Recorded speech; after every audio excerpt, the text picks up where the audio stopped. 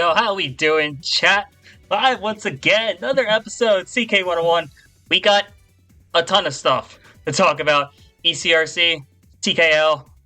I got a Bobby J interview coming up at the next hour. So yeah, I gotta go through a lot of it really quickly. Probably not gonna be able to go into as much discussion as I normally do with a lot of the matches, but how you doing, guys? Thank you, Joy, again, for the resub. Yeah, we got the Bobby J 11K interview today. They got a legitimate celebrity pretty much now for an interview. I'm nervous. I won't lie. So gotta get some time for that. Apparently a bunch of I think Bobby J's family might be tuning in. This is some real serious stuff.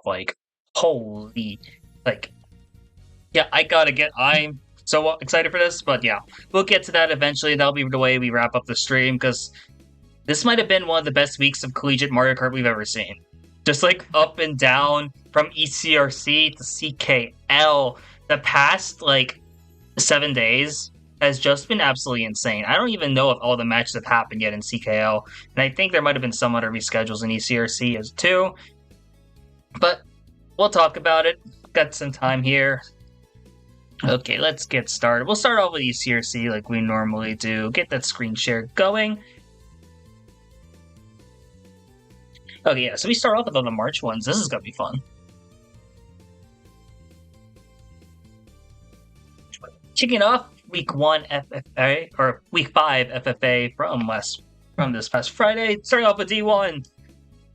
Technical 82, Side B 78, Jinja 75, Bagel 71, Zay 64, Spoon 57, Solution 54, Angle 51, Bo 44. This is hella close lobby, dear God. I know there's a lot in especially ECRC D1 that's just hunting down tech, and everyone's starting to believe they can now because Side B came so close. Only 4 points off here, and there's a lot of people within striking distance. I remember seeing a bunch of people going crazy here. Yeah, Joy has it right. This is a very close lobby, and I know we've gotten really close. We've seen Bagel come really close before. We're starting to see Jinja really make a great run here. Technical Shirt is still going to keep winning, but this is going to be very close coming down the stretch. And if rumor is true, I think Technical might not play the last week of ECRC FFA, so this is going to be a toss-up for that.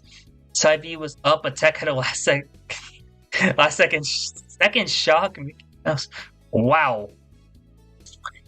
Dear Lord, yeah, Tech has that plot armor going for him. And yeah, Tech is looking unstoppable in a way, but it's getting really close. And I think that's the most exciting thing here with ECRC FFA. There's so many people close. 9-player room items. Yeah. D1 is one of the rooms that really is adamant against bots. And I can see why. No bot shocks at least. But yeah, the item management there is weird. Yeah, FFA energy. Definitely crazy stuff. But this is close. Start making predictions on who's going to win the potential last week of week 6 of FFA, because that might not be happening for a bit. I think there's going to be a reschedule either towards, because originally the break was for ECRC is this week and the following week, but I think from what I've heard, they might play this a bit better. They might play this sooner, maybe this Friday as soon as, or I think I heard rumors about a Monday at 6 a.m., but we'll see. I don't expect anyone to play Monday at 6 a.m., but if that happens, if anyone's playing Summits, that's basically your prep. You like bots better, but overall, yeah, I don't blame you, Spoon. I kind of do like bots in FFA, and just to get a 12-player lobby, just to have the item consistency. Baby Luigi too scary. I will say, we will get into this, but this is the week of bots being absolutely crazy. There are so many good bots this week, and I thought we saw it all at their CSUFs. Yeah, Cal State University Fullerton's bot in week 1 of CKL last semester, but they don't know about. Yeah, we'll get to that Koopa Troopa. Dear Lord, all of these bots. The bots are just going crazy. But yeah, make your predictions now on who's winning ECRC week 6 with potentially no technical, because that's really exciting to think about. Okay, who's gonna win? Bagel's been popping off. Bagel sure is 4th here, but Bagel's been super close to beating Tech. Side B is coming up here. Jinja's been at a consistent third place lately. And then you still have Bat Boo, who hasn't played. They didn't play this week because they were at a conference, if I remember right. And then, yeah, any of the others still have a good shot. I could see Zay going crazy. I could see Spoon coming back into form. Playing six, that's rough. Yeah, playing sick is not fun. I will say that. I've coached players playing through COVID. Coached players playing like sick. I think I played MKU one time while sick. It's not fun. Like, sad to hear, but hopefully, but yeah, to still get a 71 while sick, not impressive on you, Bagel. Going into D2, wherever it is, D2A and then D2B. Okay, next. Let me get that ping out of the way too. I think that was just Sambirds talking about Road Rage again. By the way, just a plug, there's a bunch of lands coming up like in the next 7 weeks if you're in the Pennsylvania, Maryland, Virginia, New Jersey, Delaware, that kind of region. Steel City Sprint on March 16th. You got Avalanche April 13th, April 14th, and you have Super Road Rage on April 20th. Bunch of good events coming up. Also, you got Super Capital Clash. I want to say that's April 6th. So yeah, a lot of good events coming up. So if you're in the Mid-Atlantic region, we have events for once. So it's good. Get MomoCon plane tickets out. Yeah, thank you for the reminder. I need a ticket. I'm waiting on my aunt to get me money. So get money from her rich friend to help me for the MomoCon plane ticket. I have the hotel room and all that, but we'll get that. But yeah, MomoCon also. I'll be at MomoCon. You're gonna see a bunch of people at MomoCon, so go to MomoCon if you can. But I might do a live yo, your mom calling there? Let's go. I think I saw that in the Oklahoma server. Yeah, I'm excited. I'm excited to meet a bunch of people at MomoCon. So might see me pull. I'm not sure who I'm going with yet, but I'm excited. If you're going to MomoCon, let me know. I'd be hyped to meet you guys.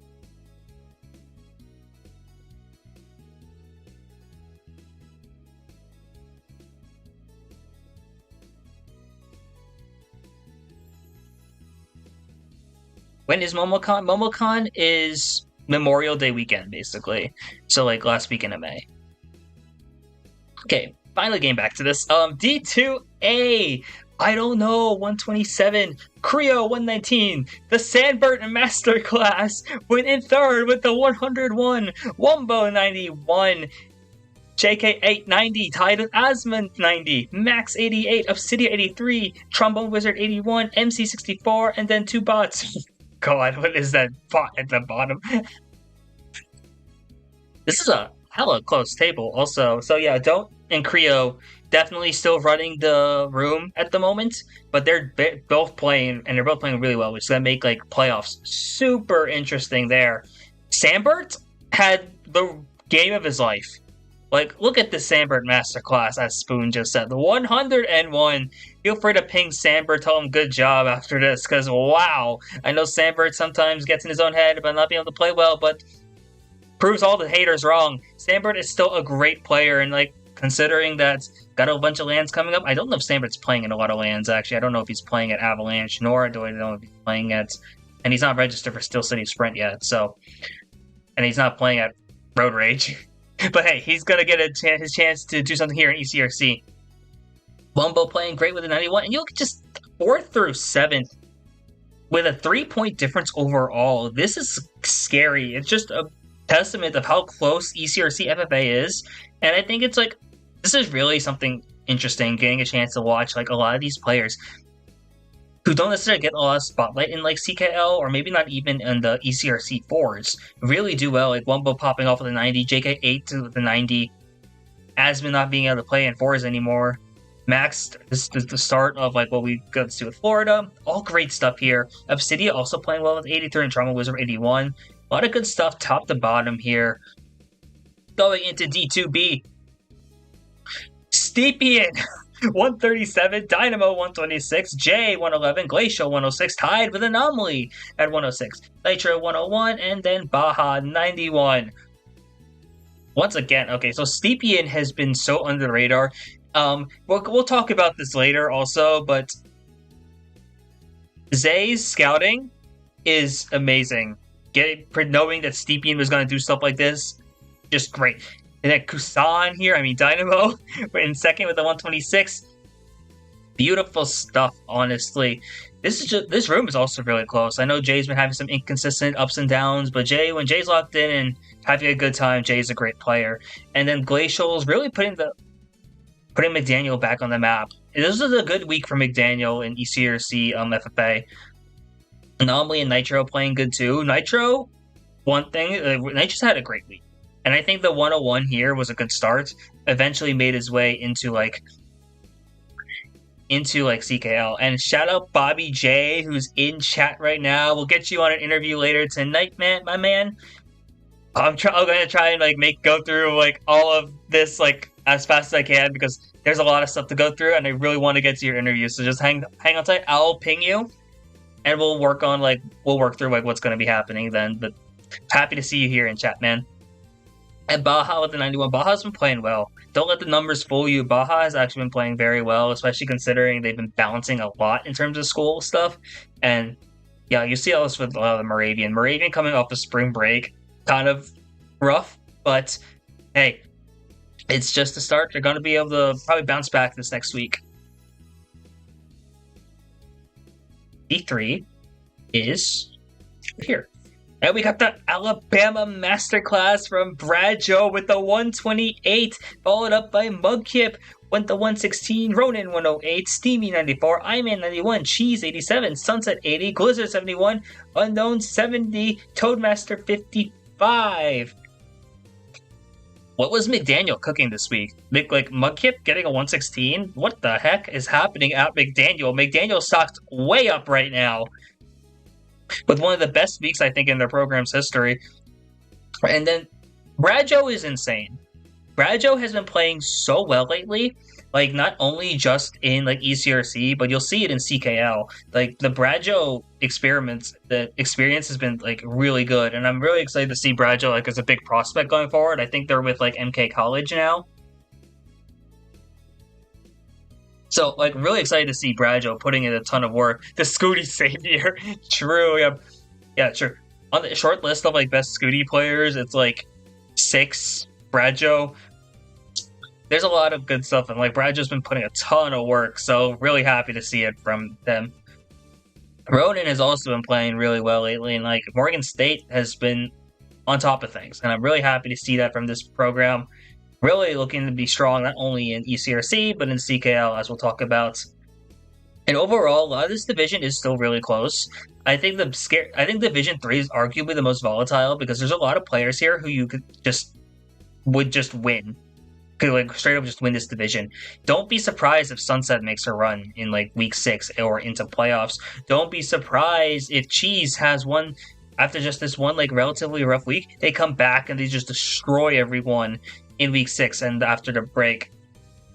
And I think that's fun to talk about, the 2-week break between ECRC here, because it's midterm week technically for McDaniel, and then spring break starts the week after, so ECRC as a whole is on break.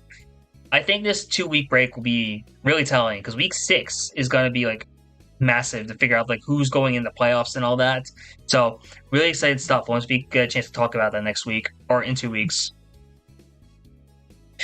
D4 is over here.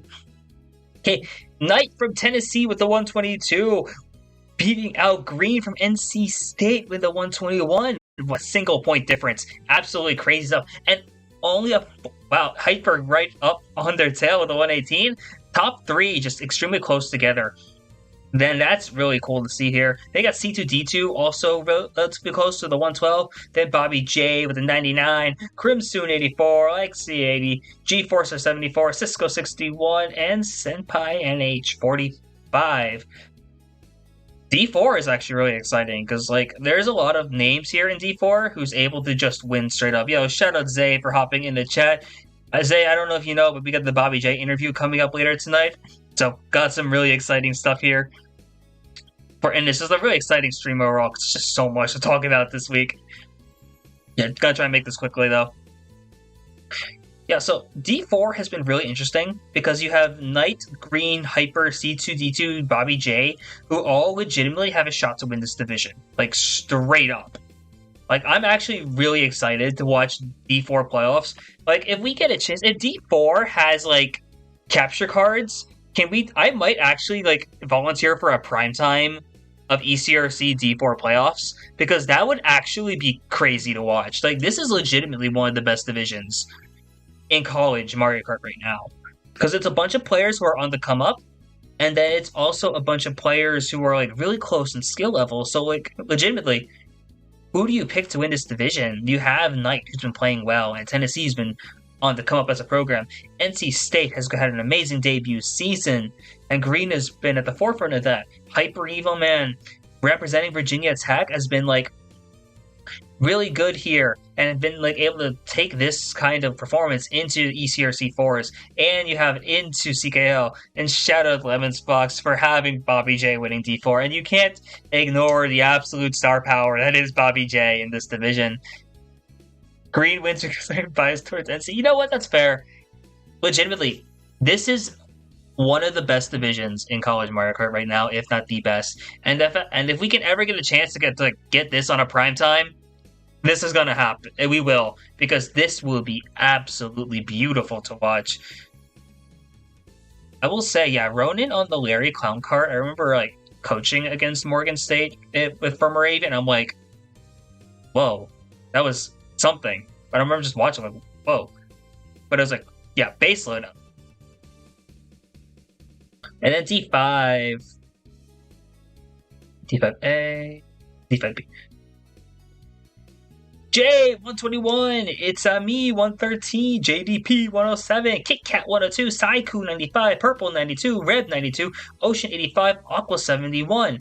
So the thing about D5A is that, once again, it's a lot of players who, like, we don't necessarily see the exact consistency that we're seeing in a lot of ECRC, but we are seeing a lot of players who have a ton of potential. Like, it's very rare you're going to see Ocean score only 85. But then you see players like It's Me and Jay fighting at the top again week after week. But then you'll see, like, Saiku, KitKat, JDP all having great weeks. Purple having a bit of a down week, I think, compared to others. But, like, this entire division are contenders. Like, what the heck?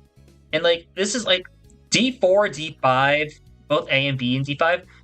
Actually, a lot of ECRC is, like, it's hard to figure out who's going to win this division. Because straight up, you have so many players here who are just going to be, like, on a good day, they move up quite a few divisions. Like, It's Me and Jay. I'm really curious to see, like, what we do for them, and for them in, like, next season. Like, how far are they going to move up? Because there's players are moving up. Like, these players are going really good, and I'm really interested to see. And I think it's going to be really fun watching all these players go. And, like, I think a few of these players are coming to, like, other events and all that, so really hoping to see them not only in person at LANs, but, like, see how they locked in. Yeah, Saiku locked in. Happy to see it for you, Zay. D4, D5 playoffs over the rest of ECRC, you're not wrong. Like, legitimately, if we get a chance to stream D4, D5 playoffs, we should, because that would actually be, like, some of the best, like, college Mario Kart content you will see, like, ever. Like, there's so much that goes on in those divisions, and that's, like, for every other team manager in this, like, chat, this is, like, the best recruiting stuff, like, you could possibly get. And not gonna leak too much, but the summer, there's going to be a new college format. There's gonna be a new college tournament this summer. Not gonna leak all the details yet, but keep an eye out on the names in ECRC FFA, because you'll want to see those players here. You'll want to have those players in mind for when that summer tournament happens. And we go into D5B. Super Fresh Boy 141, Jay Hammy 138, Prism 133, Abby 103. I'm so sorry, Spoon. It looks like you are going to be quitting. Power at 98, Apex 92, and then you got a bunch of bots right there. But yes, the summer tournament is open for West Coast schools. It's open to all schools in the country, actually. So, and Canada. Yeah, open to all schools in U.S. Canada. Maybe we'll see if we end up going to Mexico. That'd be kind of cool too. But yeah, we'll talk about it in the future. I'm not gonna leak too much, but it'll be fun. I'm really looking forward to it. So Super Fresh Boy has had a great season, along with Jay Hammy. This has been a really tight matchup, but they still have to be registered in the Synthro. Let's just say, Joy, even alumni are allowed to play. So that's going to be really exciting in the summer. So recent graduates and alumni of schools are going to be able to play in that. What are you rating for that, Tony? So anyway, Super Fresh Boy and Jay Hammy have been the story of D5B, I think, because you're just seeing a bunch of these two players. They've been just going at it. Like, it's been back and forth pretty much for them, and they've been super close. These two schools, I think, or these two players are going to be like some of the bigger names to watch for in ECRC FFA. I don't know if they're moving up into the team setting, but if they do, these are going to be some names to watch for. Like, I love this about like D3, D4, D5, maybe more so D4, D5, but like here, it's just so many prospects that you've never seen before, and they get a chance to like really just make a name for themselves, and that's just super exciting to me. Kind of like the minor leagues of like baseball or like the G League in the NBA. It's like really cool to see like these players really get a chance to make their own mark here, and like I'm really excited to see what they do going forward. Going into fours now. I'd rather not talk about this personally, but I have to. So, Michigan State versus Alabama versus Moravian. We have Michigan State winning 386 over Alabama 313 over Moravian 285. So, we got from Michigan State. G League does go hard sometimes. Yo, shout out Bover in chat. I don't know, 119. Nunley with the return of Nunley, 107. Nova 83 and Noah 77. Yeah, Michigan State Masterclass, yeah, from Solution, that's just exactly right. They got top 4 2 races in a row, and after that, it was over. It was over. Like, there's no touching Michigan State after they got top 4 twice in a row in fours. Like, what do we do? What do we do? Yeah, I don't know. Just having one of the best games ever. Nunley locking in, like, was insane. Yeah, I knew Nunley was going to be good. I heard Nunley was coming back, and I'm like, fuck. Because it's like, damn, that's a massive addition for Michigan State to have there. Like, yeah, no silver in Michigan State for this week, but like Nunley, like that's crazy. And then Bama 117 from Solution, 83 from Brad, Joe, Trumbull Wizard 79, and then the Baby Daisy bot with a 34. The bot went crazy, I will say that. Solution was so locked in the first 6 races. I remember he was just all over things at that point. And like, it was hard to break through here, and I'm like, at that point, I'm like, you know what? I remember on Neo, I'm like, you know what? I'm just gonna not play for first place. I'm just gonna race for second, because like, that's all I gotta do. Just make sure, even if Alabama gets first, okay, as long as my teammates are gonna be able to get through, well, we should be fine.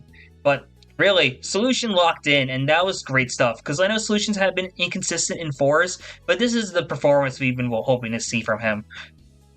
And Romero from Alabama, this is really good stuff for them. I think they're going to be looking really good for potential playoff spot, because it's Alabama, Moravian, and Maryland, I think, fighting for like that last playoff spot. It's really going to depend on like the last few matches. And then from Moravian, we have myself with the 1-2, yo, how you doing, M? Angle with the 88, Baja 51, and Wumbo 44. I will tell you, this was one of the hardest war calls to lead for me, like, ever.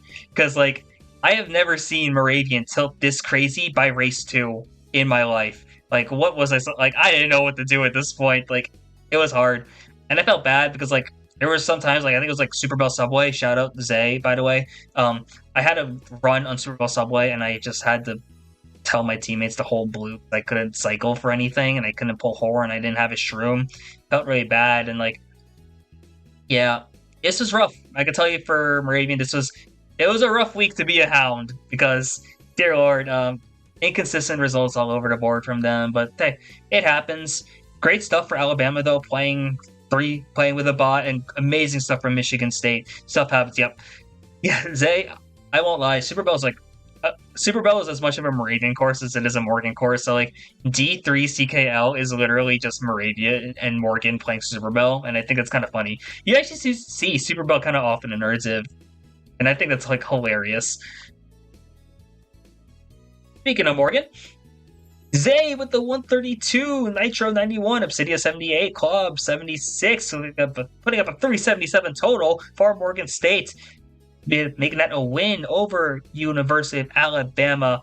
Huntsville with the 346, Green 99, Creo 96, Cordy 78, Cheese 73, and then Heidelberg, their debut I think in 4 is actually, I think it's their first ever game in like a team setting, so that was really cool. So Jay Hammy 75, JDP 63, Ninja 62, Bobby J 60.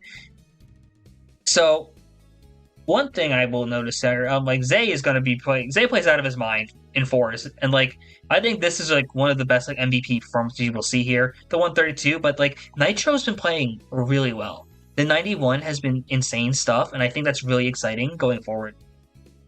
Obsidia 78 and Club 76 as well. Morgan State's playing very consistent, and I know typically, we haven't seen Morgan State have that consistency, but this is the right time for them to have it. And I think between this and CKL, Morgan State stocks are all the way up right now. Meanwhile, for UAH, I think one thing that we're going to be paying attention to is kind of Creo going from a number 1 option to maybe being the number 2, which is crazy to think about. Like, overall, you saw it a little bit at the end of in playoffs, actually, because I think when Alabama Huntsville played Oklahoma in semifinals, Creo did an MVP for UAH, actually. So, at least in one of them, I'm pretty sure Creo didn't. And you're seeing a lot of great performances from Green and Cheese in particular. And, like, I think Creo's just got a big target on his back now. And playing Funky Kong doesn't help because just big hitbox.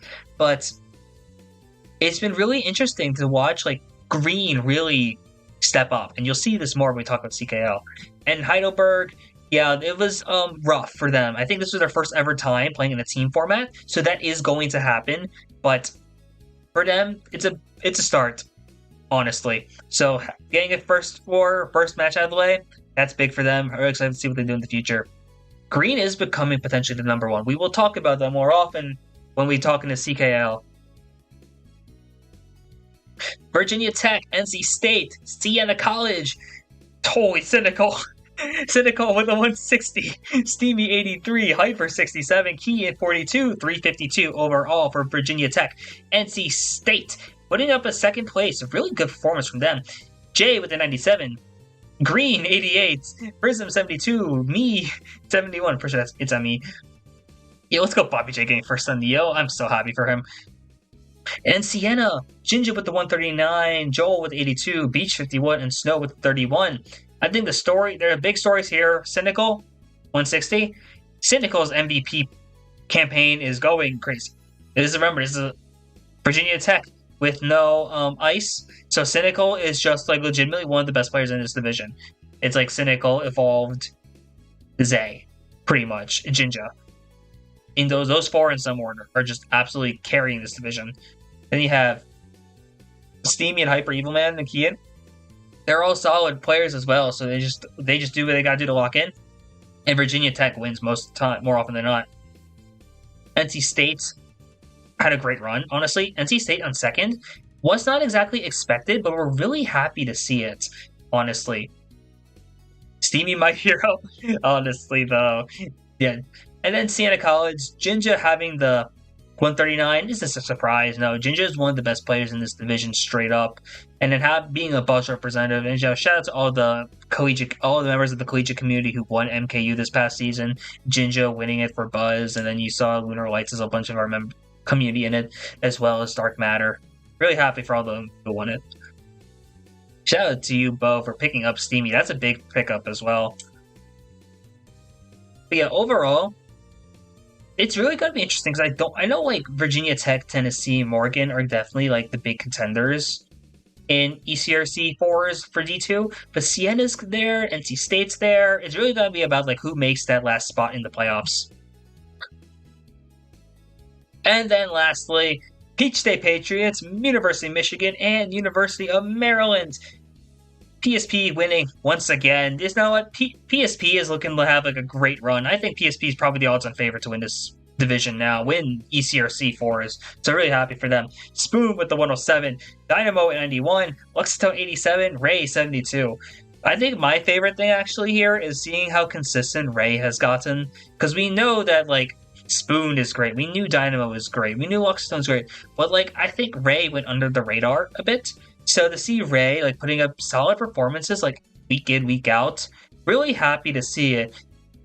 4, 5, 6, 7. You could argue this is basically the Oklahoma special in fours, like kind of honestly. And Peach State just did it right there. Michigan in second with a 327, 129 from Whooper, 121 from Short, C2D2 63, Baby Peach 14. I don't know what happened with all these bots, but we have seen there have been a lot of bot matches where the bot has honestly just won.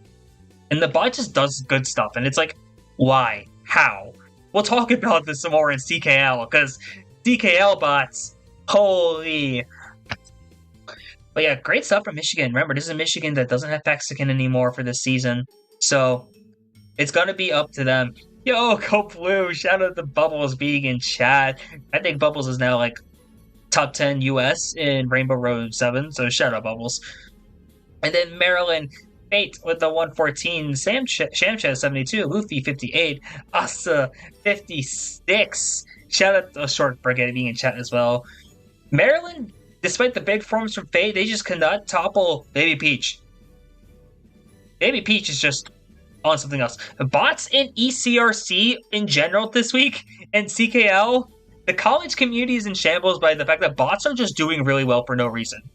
Like, the study of like the rise of bots in the college community, it needs to be studied, because what the heck just happened? Because now we're gonna go talk about CKL, and because there's a lot here too. Okay, prayers for Ted Bear, whose house I think they just got struck by lightning or something like that, so he has no like internet for a moment. Baby Peach's emotional support. Hi Chet. Oh, Max being in there.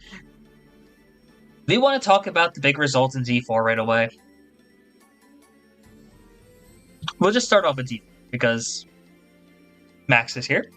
And that means we get to talk about CKL finally here. Amazing debut week for them. As the person who wrote the schedule, I guess wrote the script, I'm happy. I'm happy with this.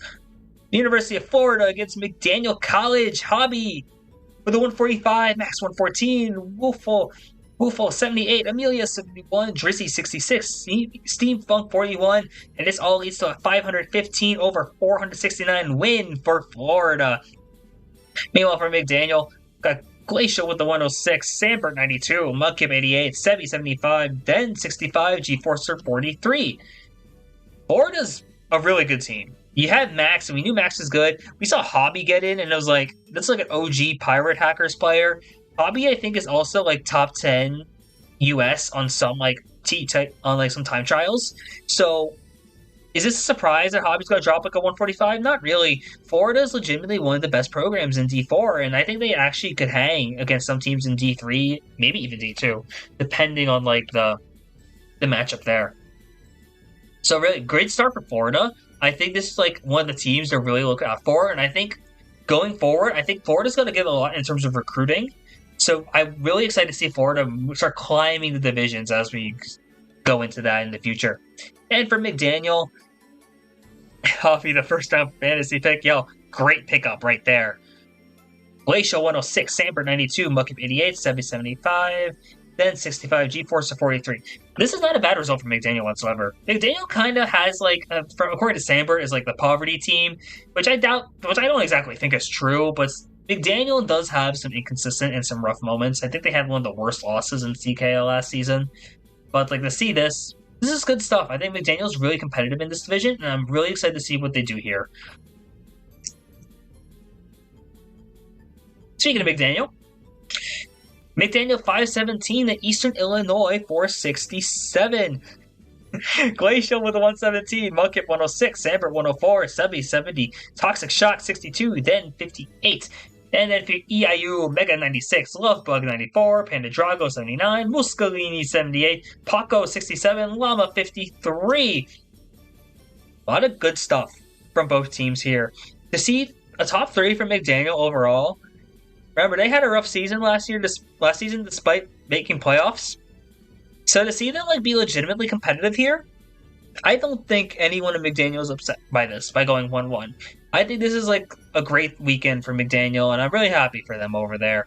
I know next couple weeks might be rough because of spring break and then midterms, so hoping they don't have to forfeit a bunch, but great stuff from McDaniel overall, and I think this is some amazing it's just a good start for them, and I'm really happy to see it. And for EIU is looking competitive also compared to what it's been last season.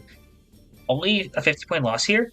And Mega, Lovebug, Panda, Drago, Muscolini. These are all solid players I remember from last season, and I'm really excited to see what EIU does, right? Because we didn't really see a lot of EIU since. And once EIU gets back in to the swing of things, I think EIU might be one of the best improved teams going forward in this division. Shout out to D4 for also finishing all their matches. I don't know if D2 and D3 have done that yet either. New Mexico versus EIU. There's a point missing on this table, but we'll ignore that. New Mexico, G72 with the 102, Donnie 100, Ice 94, Yellow 90, 71 from Bean, Wheezy with a 69, nice. Resulting in a 526 to 457 win in favor of New Mexico. And then for EIU, Muscolini 100, Lovebug 91, Mega 81, Paco 67, Panda Drago 63, Llama 55.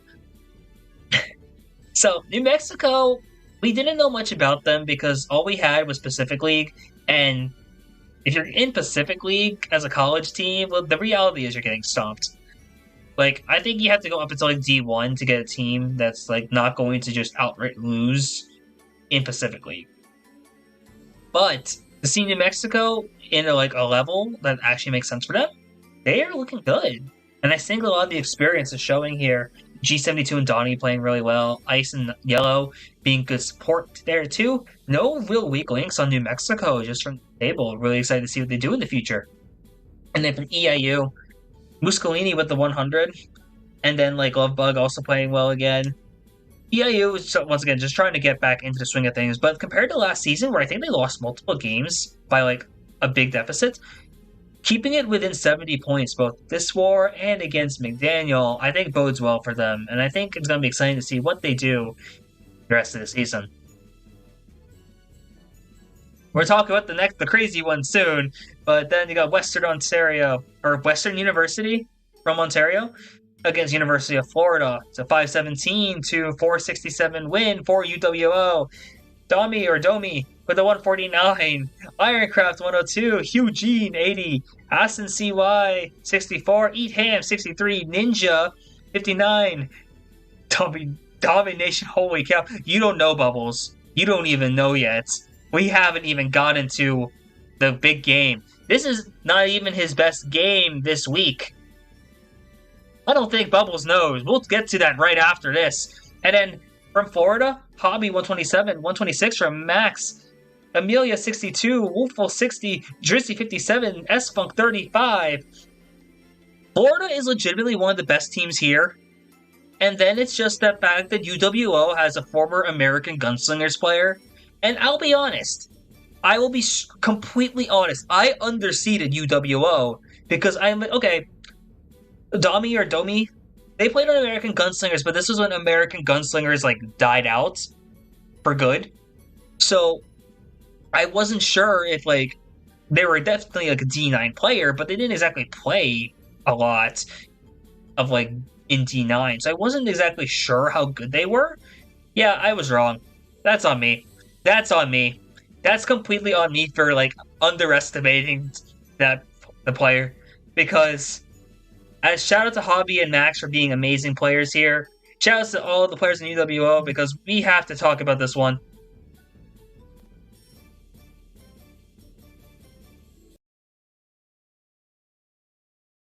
What do we do? What are we supposed to do? What did we see? What are we seeing right now? 180! The perfect game!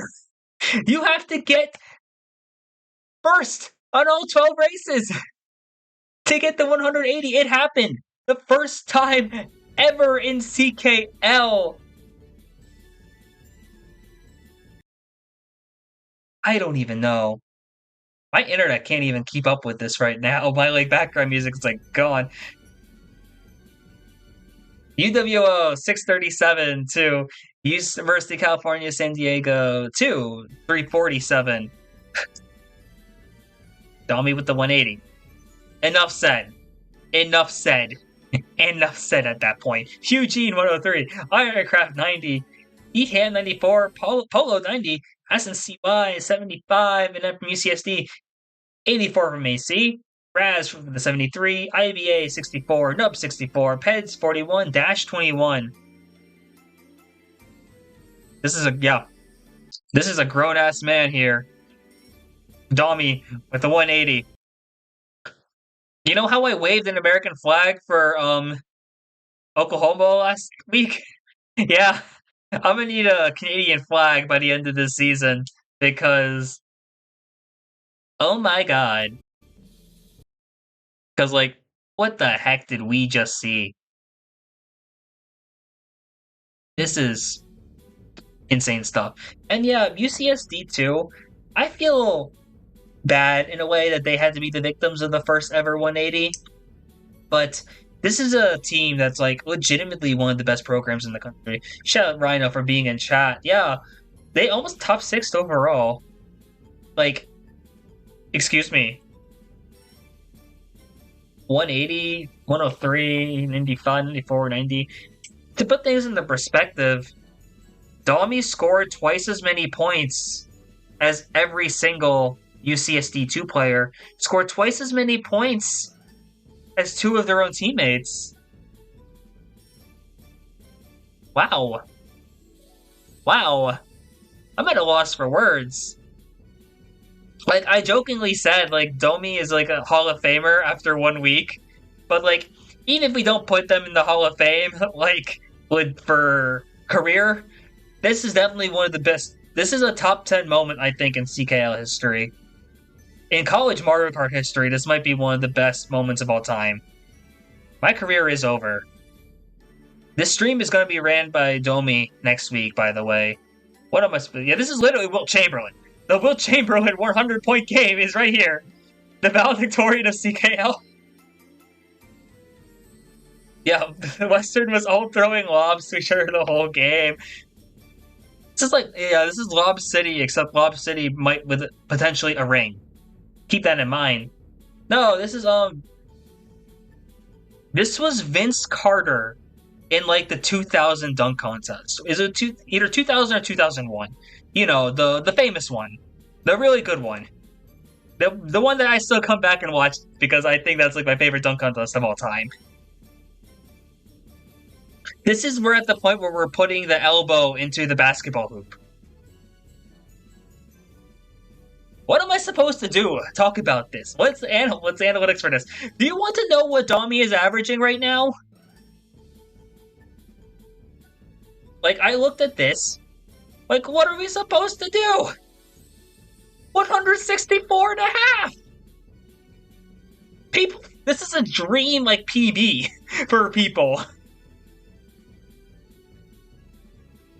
Oh my god, if Ted Bear wins his div and gives his players rings, I would love to see that. We'll get people championship rings at some point once we get into the scene. Enough of that. I need a break. New Mexico versus UCSD2. It's fresh in time. Yo, super get better womp womp. Domi used to play for American Gunslingers, but I think that was after you left American Gunslingers. Because this was American Gunslingers back in D9, pretty much. So right when they died out. Yeah, because this was after you left AGS. So I don't think you know who they are, but they don't play MKU anymore. That's a crazy free agent. Oh my god. Yeah, I think every team manager in this chat right now is going crazy. Yeah, you played AGS in the season 15 format.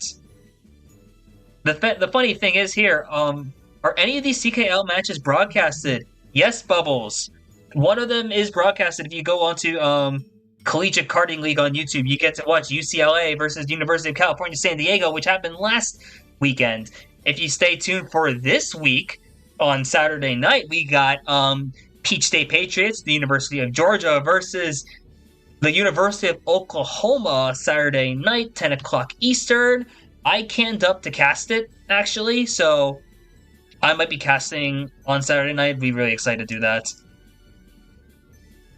Am I going to be biased as heck because I like both teams? Probably, but we'll see. It'll be must be cheering them on. We'll get to that point. This week is going to go crazy. Absolutely. Okay, now we're going to go into this. A 583 to 381 win for New Mexico. Bean 131, G72 117, Yellow 98, Donnie 96, Ice 86, Easy 75, and they had a 20-point repick penalty. Unfortunate, but you know what? New Mexico's looking so good. We all stream games, our games on the side too, so you get a lot of POVs. Yeah. Is there like a public server invite for this? If someone wants to drop the server invite in chat, feel free to. Actually, I don't know if any of you are able to, but I think I should be able to as staff.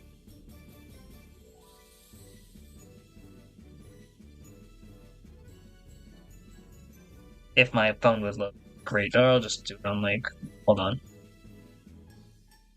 Let me pull up my thing.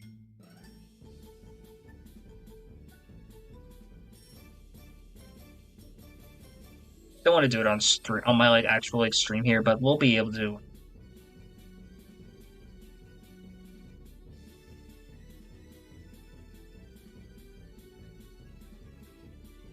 Invite people. Copy link.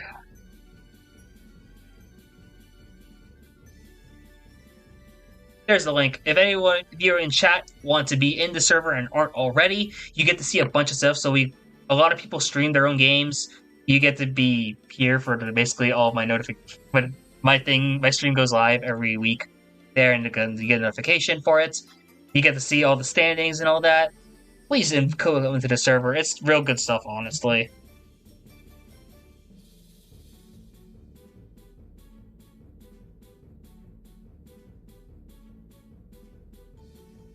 Just the Bubbles being in the server now. So New Mexico's looking good. And New Mexico's looking really good at this point, and I'm really excited to see what they do. But also, UCSD too. This is a team that like has one the best programs as their A team. And so like seeing them here, this is just a start. I'm not too worried about this team. 82 from Lemon, IBA with a 78, AC 72, PED 71, Nub 61, Dash 17. Yes, it's a rough start. But I think this is a team that has the infrastructure and that has the resources to really make something happen here. And I'm really excited to see what this program does in the future. Especially with UCSD 1 being as good as they are. And that's all for D4. D3! Saints Carde versus Morgan State University. We got the... Once my screen loads on stream, we have the... There we go. The 508 from Morgan State against the 476 from Saints Karting University of St. Clair, or St. Clair University. 154 from Zay, Nitro 106, Obsidia 79, Klob 68, Ronan 58, Rizzy 43, and then Saints Karting, Guilty Echo 108, Mumu also 108, Bonkers 102, Dream 85, Shamal 49, and Kimikem 24. This is close. This is legitimately close. Oh dang, you play MKWe with people that are UWO and University of Michigan alums? Oh, that's going to be crazy. The summer tournament's going to have, like, alumni playing. Oh, no. More Michigan alums. Oh, God. Oh, God. That Michigan team, it could be stacked. Oh, no. Yeah, so, if you're looking at Morgan State, the 154 from Zay, that's what we expect to see. Nitro, though, I think might be the story. Nitro's going to be, like, legitimately one of the most improved players. And I'm really excited because most improved is going to be an award this season. And I'm really happy that Nitro is going to get the recognition he deserves. Hotel shirt. Dude, if anyone starts paying short in that server, it's over. Michigan's over. 79 from Obsidia also. Morgan State's been playing well, and I'm really excited to see what this team does going into this. Because I think Morgan's had a great start. The Michigan would never play for ATX. We're saved. We're saved for a little bit longer. And then Saints carding. The Saints carding big three is no joke. Guilty, Mumu, Bonkers. What Bo said about Saints carding maybe being Division 2 because of these three is very legitimate. Like, this is actually a program that's like very scary. I'm going to be W Sluggers OST, by the way. Yeah, I used to speedrun Sluggers, so that's why I like love the OST. So Saints carding being the remnants of Ontario United, or like some of the best players from Ontario United. I am hype to see what they are going to do. And yeah, they had a rough start this season in terms of results, but like overall, this was great stuff from them. Morgan State versus Moravian, 503 to 481 from Morgan. We got the 140 from Zay, Nitro with the 110, Obsidia 81, Club 68, Ronin 57, and Sissy 47. From Moravian, you got Angle with the 128, Baja with 84, Commodore 84, Wumbo 83, Mighty 69, and Donkey Kong Bot with a 33. I won't lie, as coaching Moravian through this was the most stressful thing ever, because I legitimately didn't expect us to come within 100 points. Like, at all. I really didn't think that Moravian had a shot when we had a bot, but this was close. It was a plus 22 difference, but this was like Morgan State was up by like 4 or 2 after race 11. And it was hella close. The Donkey Kong bot was in like 11th at one point, and like, dang. I think like, yeah, Zay and Nitro really just locking it in at the end really made the difference. And like, this had a lot of like great moments, honestly.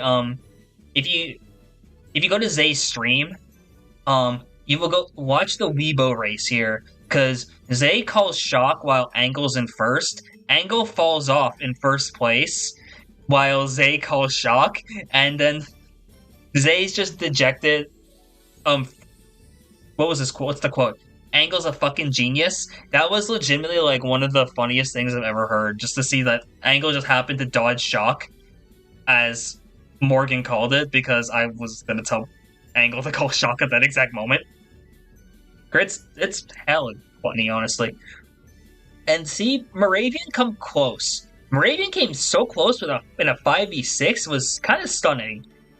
Commodore especially, if you don't know, Commodore plays Peach and Master Cycle 0.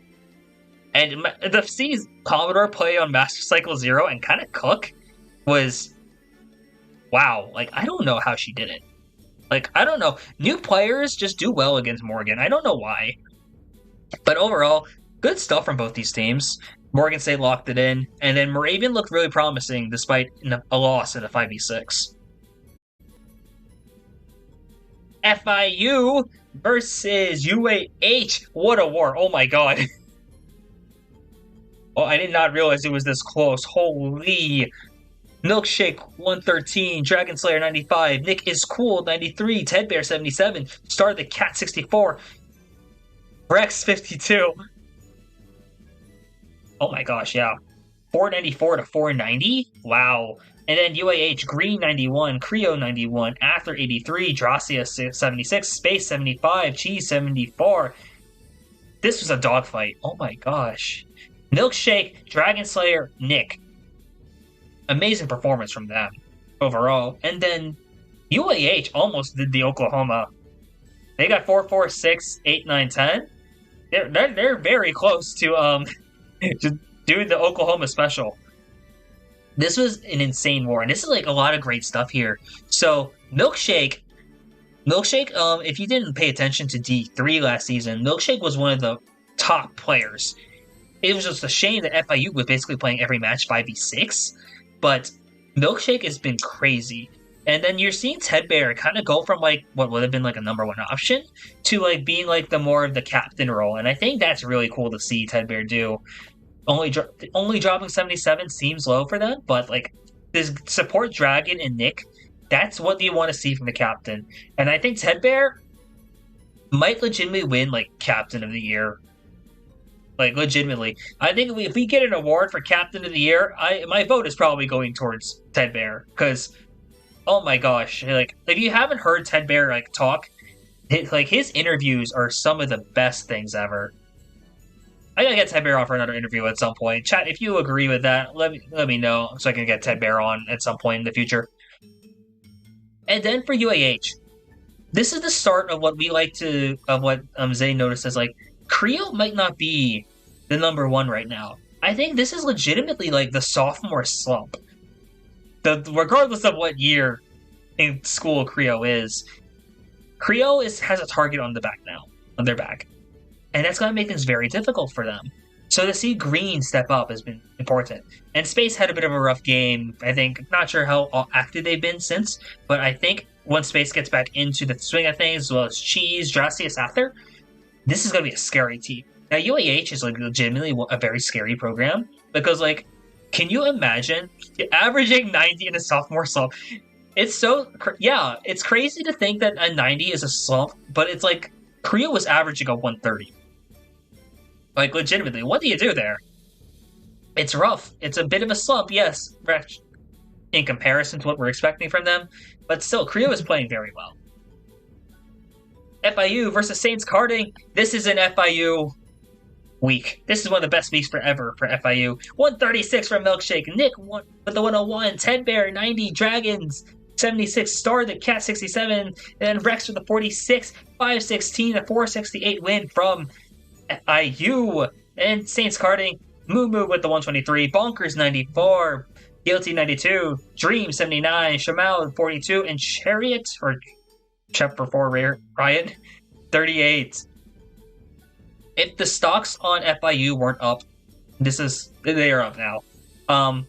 I also agree that FIU shouldn't have been D2, but to see them in D3, I think this is the perfect division for them because they're still having like really close matches against like teams, and then like their players are playing very well at this point. So like Milkshake, I don't know who picked up Milkshake in fantasy, but good job. That is like legitimately, that would have been one of my big picks to go for because like I had a feeling Ted Bear was going to go into like the more of a secondary option role, but Milkshake's the scorer, and Milkshake is like the carry of this team.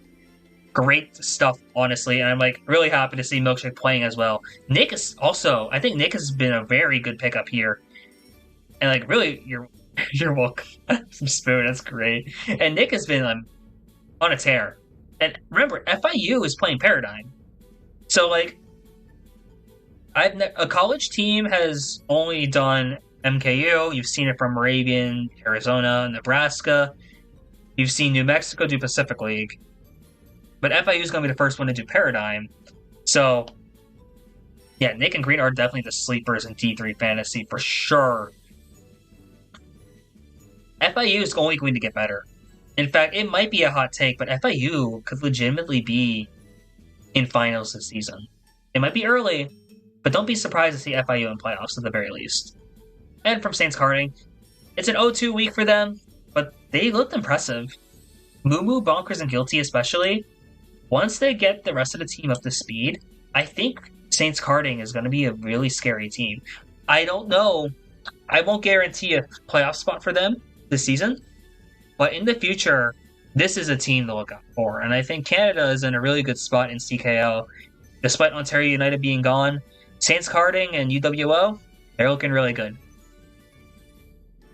And then we got the last two matches then of D3. UAH 508 versus Nebraska 476. Green with the 127. Yeah, Green's a big sleeper in fantasy. Amazing stuff. Cheese 97. Creo 93. I had a feeling, actually, think we'll talk about that right as Bo says. Creo at the 93, Drossi at 67, Corti 65, Ather 59. And then Nebraska, Zoo 106, Sarah's an 89, Marcoco 87, T-Bug 70, Crease 68, Mob 56. And now, with the lore drop, Bo is coaching Nebraska, kind of? That is amazing. Amazing stuff to hear. And I'm really happy for Nebraska, because this is a team I think is underrated as heck. There's so many good players on this team. Marcoco, Zoo, Sarazen. There's a lot of good stuff here. And, like, we'll go into this in the future. But, like, yeah, maybe Oklahoma. Nebraska's looking really good. Despite this being a 32 loss, I think in the future this is going to be a team that does really well, and you'll see that based on our next table. Meanwhile, for UAH, going 1-1 this first week, really good. And sure, Creo's not only averaging like 90, 92, which is a drop, but Green is playing very well, and I'm excited to see what this team does in the future. This is looking good, and it's hard to make a playoff adjustment, make a playoff guess right away. And then Nebraska Moravian, 540 to 444 win for Nebraska. Marcoco 117, Zoo 113, T-Bugs 88, Sarazen 86, Mop 76, Crazy 60. Great stuff. I remember watching, and I'm like, yeah, Marcoco and Zoo are like, I remember watching this while coaching. I'm like, yeah, it's going to be hard to get those guys out. I won't lie, I think Moravian kind of underestimated Nebraska. And I'm like, why? And in my mind, I'm like, you guys shouldn't be doing that. And this is why, because like Nebraska is legitimately a very good team. Like Nebraska played MKU kind of. They didn't finish season sadly, but Nebraska's a very solid team, top to bottom. And there's a lot of players on there who are like getting really good, really fast. A lot of them going into U-turn as well. So that's a great team. We've got a great infrastructure, and really happy to see it from them. Meanwhile, for Moravian, 113 from MIT, Angle 95, Wumbo 70, Baja 63, Knox with the 55, and Commodore 48. MIT is one of the most inconsistent players I've ever seen in my life. Because MIT dropped like a 118 against McDaniel last season, and I'm like, okay, there's hope. And then I think he dropped like a 50, like right after. And then week 1, he dropped a 69 against Morgan, then a 113 against Nebraska, and I'm like, if MIT just gets consistent, he's fine, but I don't think MIT is playing much this season, and that makes me sad, because I think he's getting really busy with school, being a music major. Half of Moravian are music students, so, like, their workload is way busier than you would expect. So, unfortunate, but it happens. Angle with the 95, Wumbo 70, Baja 63, Knox 55, Commodore 48. Rough week for Moravian, honestly, in terms of CKL and ECRC. I think mentally, this team is just kind of out of it right now. You could argue that was a spring break happening. Music Major and Mario Kart sounds rough. Yeah, I won't lie. I think there's 9 players on Moravian. Half of them are music students. And Baja doubles as Baja's music education. So I don't get how these players have no time for anything. It's like rough. The fact that they're able to play and gather, yeah, like you're in school more often than you are able to play Mario Kart. I'm so sorry. But yeah, rough week for Moravian, and like there's a lot of soul searching for me as Moravian's coach. I won't lie. I have never felt like such a bad coach in my life until watching this game, because it's like, you guys know how like Trainbow is considered to be like such a guarantee in like bottom spots because you just draft up and win. It doesn't work with Moravian, and it's like I'm at a loss of like what to do at times, because it's like, oh, I just can't pick a low drafter here, and I know bagging is kind of inconsistent here, so I'm kind of soul searching right now. I'm trying to like get some stuff up. I have a whiteboard. I'm bringing a whiteboard to the next game because I'm going to start drawing up like formations and all that, because I need help. I need help over there. But hey, Moravian's having like 2 assistant coaches next season also, so looking good for them. But hey, bounce back week for them potentially. Yeah, they have 16 credit hours, but be at school 23 hours a week. Legitimately, like, I think, yeah, this game, Baja came right from music. I think all of Moravian's players, or half of that lineup, just came right from like a music ensemble. So it happens. D2, Michigan State versus Iona. 537 to Iona's 447. I don't know about you guys, but this is one of the greatest stories in CKL right now. In the collegiate scene, 136 from I don't know. Nova 115. Nunley is back. 103. Noah Squid 95. Adler 64. Templar 24. Meanwhile for Iona, Franken 114. Goji 95. Gold AJ 79. Yoshi 70. Jenny 54. Chiz 35. Michigan State's looking good. Is there much else to say? I think we all knew Michigan State was legitimately one of the best programs. And like, I don't know if they're necessarily D1 caliber, but I think D2 is perfect for them, and I think they're one of the favorites in this division, and I'm really excited to see what they do here.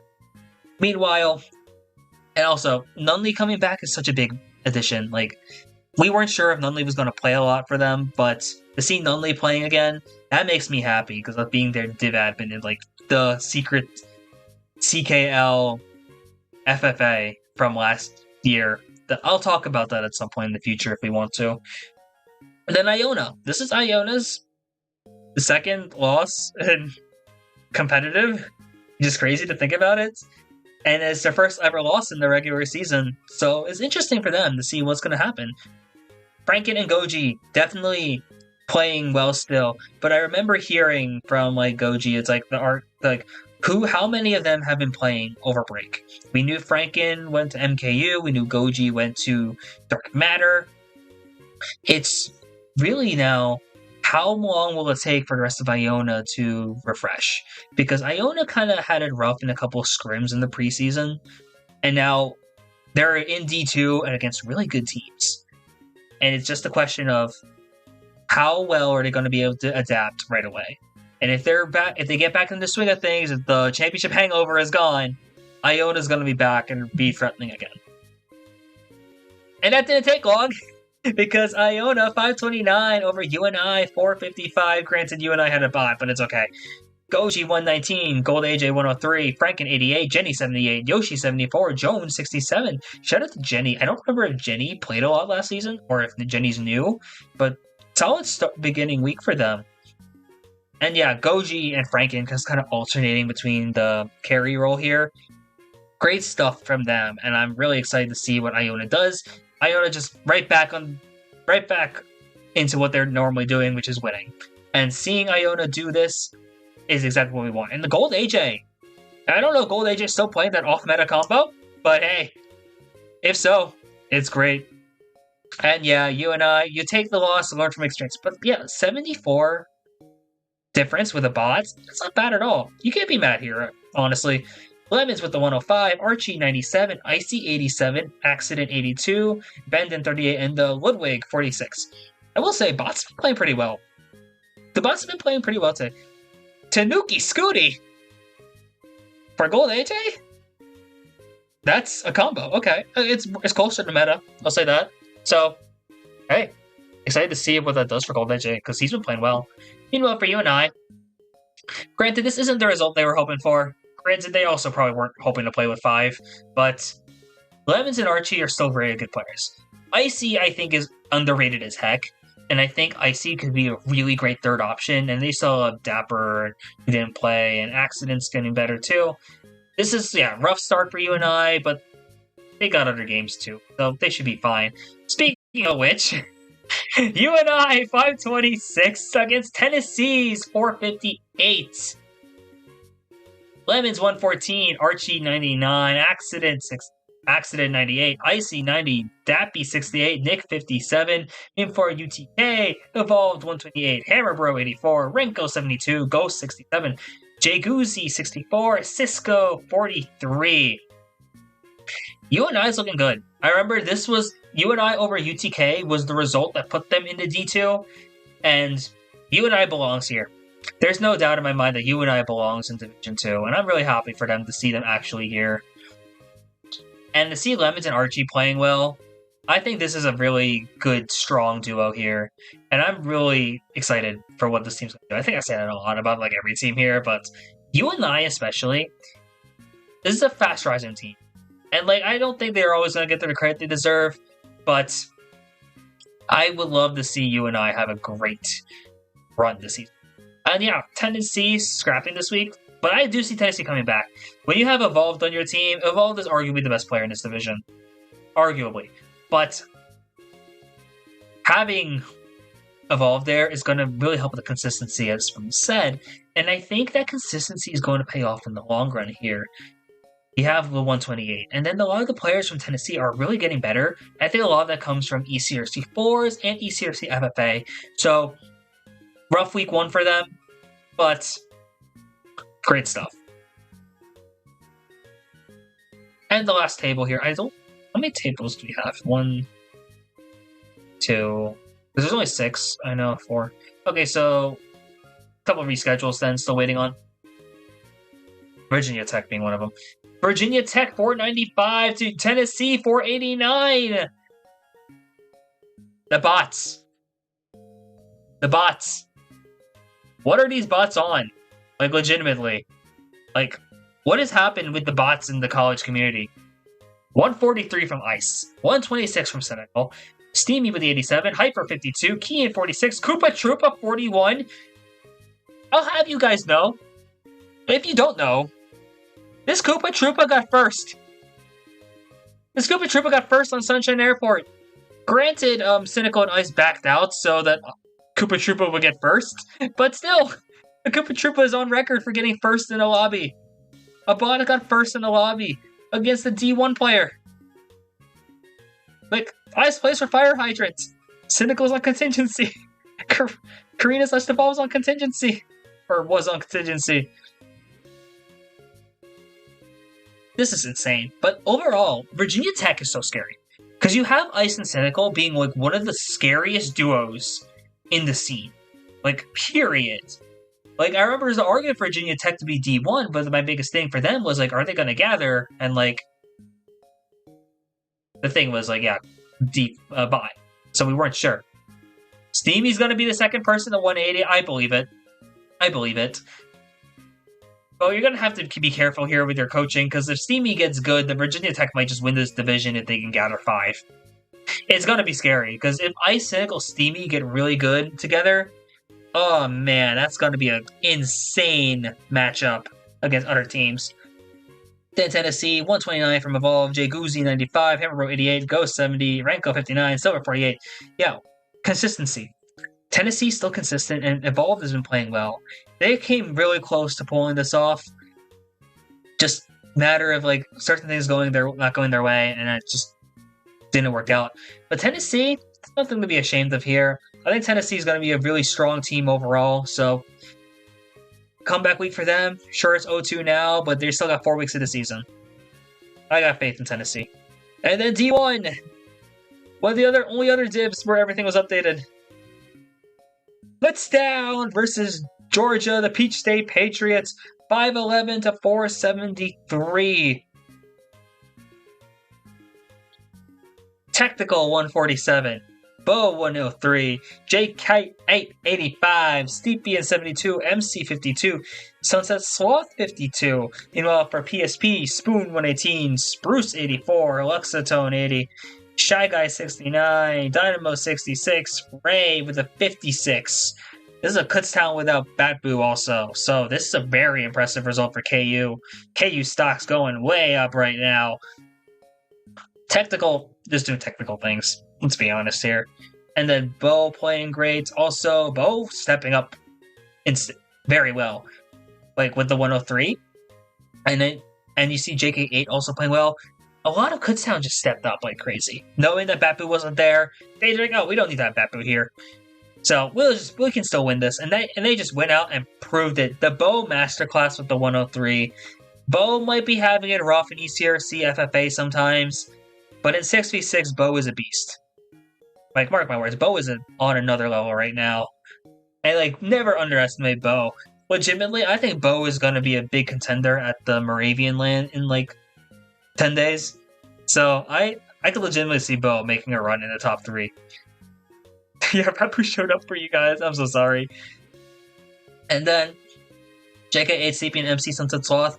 I think MC and Sunset Sloth are really underrated. They're not going to get a lot of recognition when you have Technical, Bo, JK8, Steepy, and Bapu. But these two, MC and Sunset Sloth, really good players. These are players I'm on the lookout for at the moment.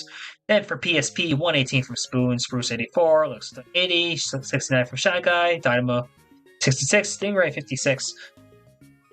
PSP is still a great team. I think it's just had a bit rough. I think probably things just didn't go their way based on this, but Spoon having the great run as well. Spoon levels up in 6v6. Like, legitimately. Like, Spoon is such a great 6v6 player. It's like one of my favorite players to root for personally. Having that 118 there. And then the rest of Peach State, maybe a bit of an off day for them, but it happens. But still not bad performance at all. Keeping it close with a 38 result, I think that's boding well for PSP, and I think, sure, it might be a loss in that first game, but nothing to be ashamed of here. Then the primetime matchup, UCSD versus UCLA, 547 to 437, a plus 110 for UCSD. Super FX 116, Zach 110, Top Hat 93, Flight 89, Astra 83, Luna 56. This is a UCSD without Waluiz. Without top lineup, this is a scary group. Wow. Yeah, amazing stuff from UCSD, top to bottom. Legitimately, they deserve to be the number 1 team in the country right now. And you see why. Like, yes, no Waluiz, but that means there's 6 players on this team who are just, like, strong.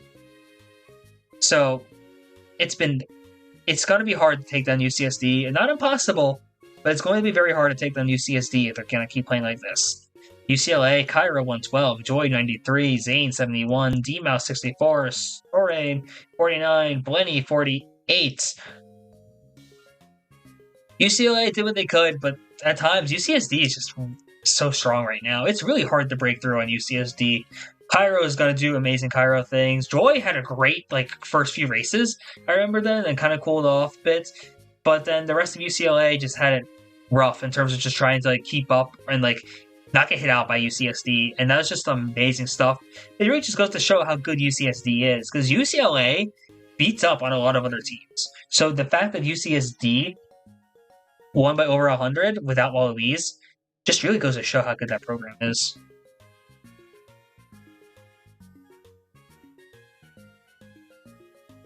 Kutztown 547 to Oklahoma's 437. Tech with the 141, Bapu 129, Bo 100, Steepy and 66, JK 8, 57, MC 54. Move up OU, JWT 91, Rhino 77, Rumble 72, Caleb 67, and then 66 and 64 from a combination of Brotobias Golden and Taikadesa Golden. Apologies to America's team. It's okay. America's team comes back. That's just how they are. That's just how America does. But Kutztown was an I remember, I'm not going to leak everything in the Oklahoma server, but let's just say Kutztown's an eye-opener. Really showing what some of these top teams are able to do against them is really cool. Seeing Tech, Bapu, and Bo really play as well as they did, wow. 141, 129, 100. It's really hard to beat these top 3 teams. And Kutztown, they went into the season, they lost the scrim against Michigan, they lost the scrim against UCSD. But Kutztown's looking really good. And I'm hyped to see what Kutztown can do this season. Because legitimately, Kutztown's one of the best teams for sure. No lower than number 3 right now, I think. And to see them be here, take names, go 2-0 to start the season, that is exactly what you want to see from this program. Well, for Oklahoma played well.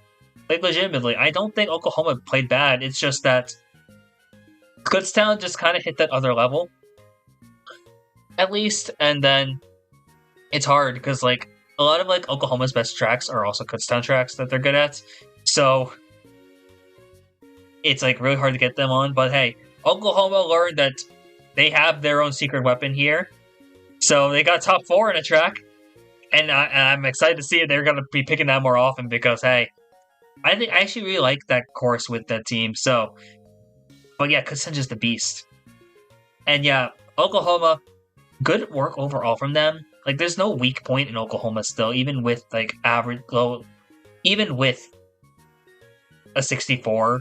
Like, this team is still really solid, top to bottom, and like Oklahoma on a good day can still keep up with any team in the country. As we see Oklahoma take down the University of Michigan in the rematch.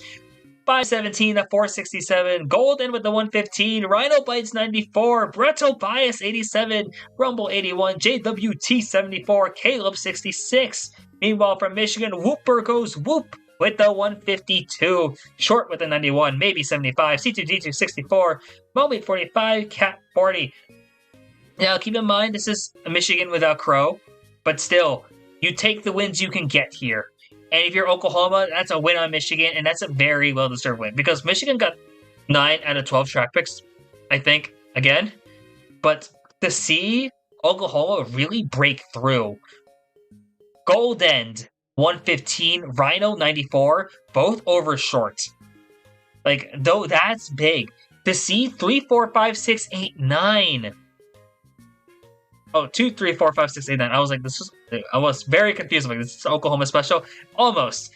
The 2, 3, 5, 6, 8, 9. But to see this team, Oklahoma, get that result, I'm happy for them. I can't be anything but happy for this team. Really excited to see them go 1-1 to start the season. And now we get a primetime match of Oklahoma versus Peach State coming up this weekend. I am so happy. Michigan likes your track picks? Hey, that works. It works out in your favor then. The 3 out of 12, I'm like, okay, then it's only half, then that's pretty good then.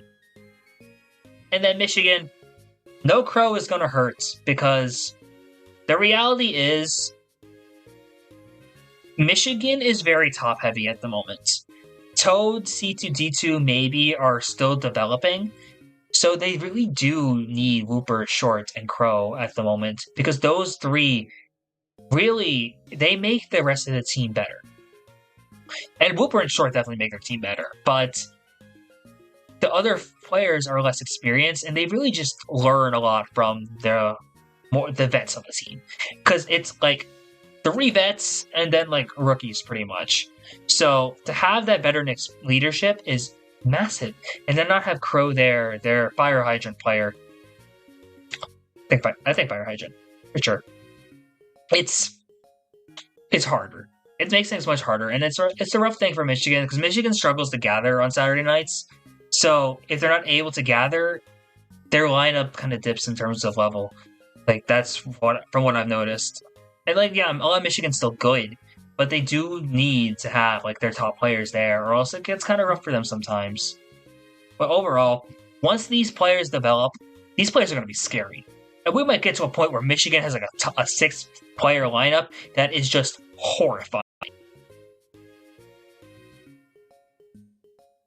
UCLA versus Peach State Patriots. PSP with the win, 506 to 478 plus 28 in favor of PSP. This is defined as the Luxatone Masterclass. 132 from Luxie, Spoon with the 114, Dynamo 97, Ray 70, Shy Guy 54, Ember 39. Meanwhile from UCLA, Kyra 129, Joy 111, Soul Rain 68, Max 62, 58 from D-Mouse, Zane 50.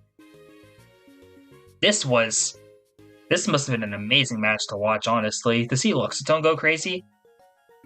Yeah, we talked about Spoon, we talked about Dynamo, I've talked a lot about Ray, but Luxie is such a good player.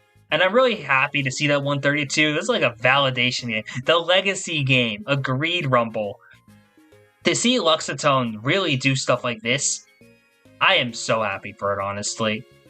So, and this is exactly what you want from Peach State here, because like Spoon is being very consistent, which is amazing.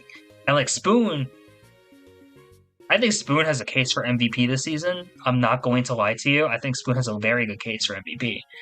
But to see Spoon now have like Luxatone, Dynamo, Ray really all coming together, that core is going to be very good. And I'm really excited to see this upcoming matchup because the PSP 1-1, that's a great start. Meanwhile, for UCLA, Cairo and Joy doing what Cairo and Joy do, and that's score. Cairo, especially 129. It's weird seeing Cairo not MVP rooms right now, but it just shows how good this level of play is. And Joy also playing insanely well with the 111. Joy is like, I think, the self-proclaimed bodyguard of Cairo. So, but to see the Joy still play well, get second and fourth overall, come within 28 of PSP, great stuff from them. And I'm excited to see what UCLA does. And I think UCLA, yeah, they went 0-2 this week, but they're a very threatening team overall. And I think there's going to be some good stuff for them going forward. And then the last match, UCSD versus University of Michigan. This was holy table. UCSD 510 to Michigan's 474 plus 36 win in favor of UCSD. Super FX with the 101, Astra 95, Zach 87, Waluiz 86, Top Hat Bear 78, Flight 63, Meanwhile from Michigan 143 from Whooper, Crow 129, Short 87, C2D2 56, Momi 34, Cat 25. Amazing stuff from both these teams. Like, look at this, the 143 from Whooper. Whooper had one of the best weeks in CKL, like, period. Granted, it's not the Domi 160 average, but this is like, you're averaging like close, like, that's an insane average overall. Crow with the 129 as well. When Crow plays, Michigan's so good. And Short still playing good too. 87's a bit low for Short from what we've seen before, but Michigan is still an insane team, top to bottom. And now it's going to be really resulting in the development of these like other three players. C2D2 has been good. You see C2D2 play well in ECRC FFA, and we're just waiting for that to translate over. Moby and Cat as well. These are newer players, so it's rough for them to go up into like D1 right away as like their first ever like matches. Like, imagine your first ever tournament match, maybe one of your first ever wars is against University of California, San Diego with top lineup. Every time you see OU special stop OU Michigan, it gives hope. That's hilarious, Rumble. But yeah, UCSD, the top 6 is scary. This is one of the best lineups. Yo, Q with the follow. How you doing, my man? Just talk about college Mario Kart stuff here, university Mario Kart stuff, so been doing good, man. Congrats on the MKU win, by the way. Shout out Buzz winning D9. Super FX 101, Astra 95, Zach 87, Waluiz 86, Top Hat Bear 78, Flight 63. This is so scary. This is a top 6. This is one of the best top 6 lineups we will ever see. In a way, UCSD kind of feels like Oklahoma if Oklahoma had Super FX or like some D1 player or like some player who played on high definition. Because UCSD feels very much like a OU on steroids. With just by having the extra carries. Or having like, oh, our third best player is Zach or Astra or Waluiz. Like, wow. Wow. Like, this is a horrifying lineup to have, honestly. So, like, and to see Michigan be 0-2 to start the season, I don't know if a lot of us had that in, like, on the bingo card, but it's there. So, wow. What a start to the first ever week in CKL this week. And then they really ECRC and CKL. This is just a great week for college Mario Kart. So, that's a lot to talk about there. So, that's not even how we're going to end the stream, though. Because, Bobby J, are you still in chat? If not, I'll ping you in ECRC real quick, and then we'll get this situated. But if you are in chat still, Bobby J, just join any of the VCs in ECRC, and I'll bring you in then to like the staff channel. Heading over to the podcast now. We're gonna get the Bobby J interview. I'm hyped for this. This is one of the top interviews ever, honestly. So we're gonna get a chance to talk to Bobby J.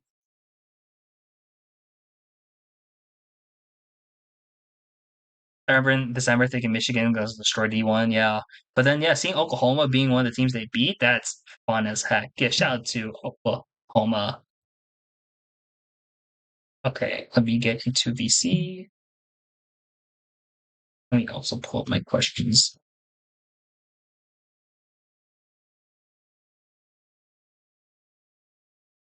If any of ECRC staff just like joins in, I'm going to laugh my ass off. I will not lie.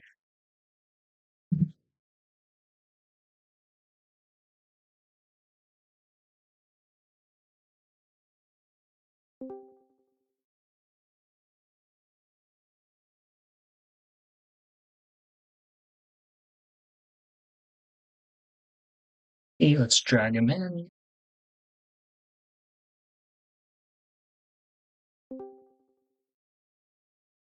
Hello, hello. Can you hear me? Yep, I can hear you. How you doing, Bobby J? I am doing fantastic. Yo, thank you again for being willing to do this, my man. Really happy to have you on. Chat, are you all able to hear him okay? If not, I will quick adjust some audio stuff, but I've had some mistakes before where I started the interview and like they can't hear people at all. So trying to make sure for once I actually got this right. All right. Yeah, all the audio things on my like stream looks fine. But if chat can hear, give me confirmation, that'd be great. Tiny bit louder? Okay, yeah, I got you real quick.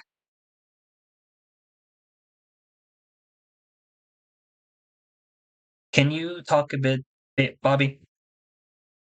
Banana, banana, banana, banana, banana, banana, banana, banana. You're good, you're good. Okay, so, okay, Bobby J. First of all, thank you again for coming on for the interview. Really happy to do Oh, this. no And like, problem. yeah, you've been one of the big names, honestly, in the ECRC, the whole like college scene, the whole thing of like the whole like hyping up the Bobby J 10K thing. That was so fun for me to do personally. That's legitimately one of my favorite like stream moments of all time now. So I was like really happy to do that. So for all the people who are in chat now who don't know who you are, would you mind introducing yourself, like your tag, what you are in school, what you're studying, anything you want to mention? Hi, I am Bobby J. 234. The ECRC people call me Bobby J 12K every time I gain 1,000 points in VR. I'm currently a student at Heidelberg University, and I'm studying marketing. Oh, cool, nice marketing student. I think let me think about this. You might be the first marketing student I've ever had as for an interview before. That's Really? cool. Maybe, yeah, actually, no, Zay might be marketing. I forget. I have to double check, but yeah, I had to double check. It's been a while since I got a chance to do an interview. I'm really happy to do this. So let's get right started with the interview then.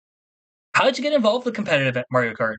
Like in general, and how did this Heidelberg team or how did all these Heidelberg Mario Kart programs start? How did this come to be? So basically, I started competitive Mario Kart with a league called NJCAAE, and it's like it was a very weird kind of Mario Kart style. It was 1 versus 1, a best of 7. And for people that don't know, you can only go between like 6 races and 8 races. Yeah. Um, and so literally I was walking around my campus at Terra State Community College one day, and I saw a flyer for Mario Kart, and I was like, you know what, I want to join esports. Like, this was only like a year and like a quarter ago, by the way. And basically, I signed the flyer, and they put me in Division 3, and which was the lowest division at the time, and I kicked butt, went into Division 1 the season right after, and made it to playoffs. And I think I got ranked like top 5. How we got started at Heidelberg was basically we didn't have a team until the week before our league started, ECRC. Um, Literally, I was just helping them with their marketing and stuff and media, and it was awesome. It's a blast doing stuff. The media team for Heidelberg is awesome. Everybody at Heidelberg is just awesome. Especially the coach. Shout out to both coaches at both colleges. They're awesome. But you guys sent us an email saying, "Hey, would you be interested in joining our league? It's free." And my coach was like, I was coincidentally in the room with him at the time, and he's like, "Should we join?" And I'm like, "Let's do it." Okay. Okay, so you were one of the teams that got the email. And that's So, how we got started with the team. oh, that's cool then, because I remember, for those who don't know in chat, Sam Birds had one of the craziest email lists I've Hello. ever seen. Hey, can you still hear me?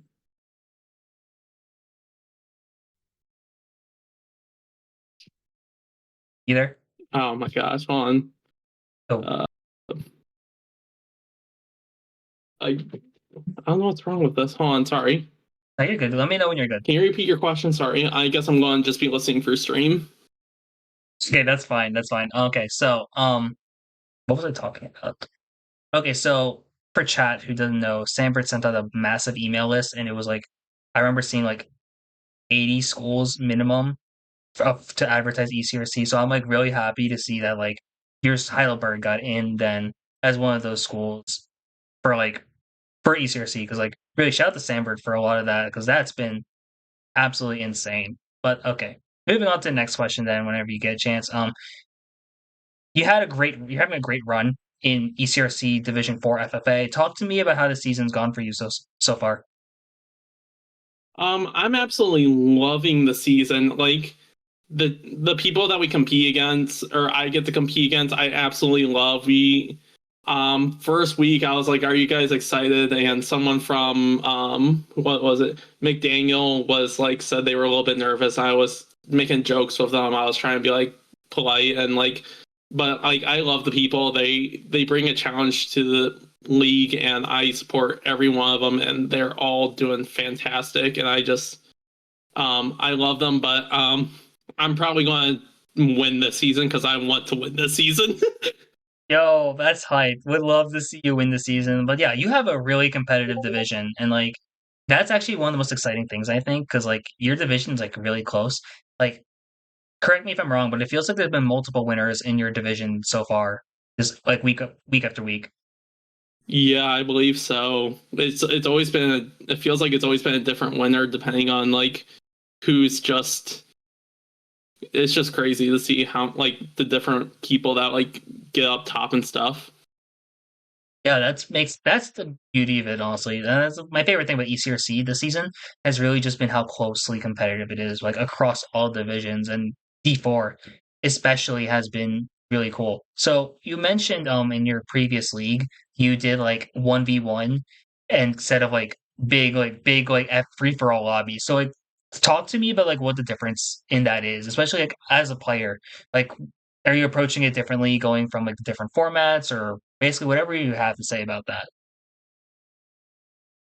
So the biggest change in this is would be basically bagging is no longer a necessity or like a it's not seen as something that's very useful because you'll be like let's say you get a star that means you're just too far behind and you just can't catch up, so your goal is to try to be neck and neck with that person.